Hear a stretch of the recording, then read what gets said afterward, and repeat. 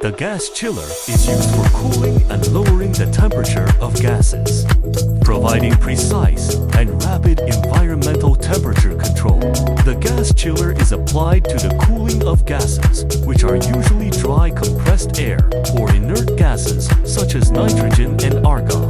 The inlet gas temperature is reduced to the target low temperature by the gas chiller. The gas chiller achieves low temperature and ultra-low temperature cooling processes without the need for consumable coolants like liquid nitrogen or dry ice, reducing costs and risks. It is a highly cost-effective system for gas cooling applications. The gas chiller provides precise and fast environmental temperature control for chips, modules, integrated circuit boards, and electronic components, replacing liquid nitrogen to deliver rapid cooling for localized heat sources. It supplies cooling for tests of product, electrical performance, reliability, and aging, and in applications requiring dry cooling.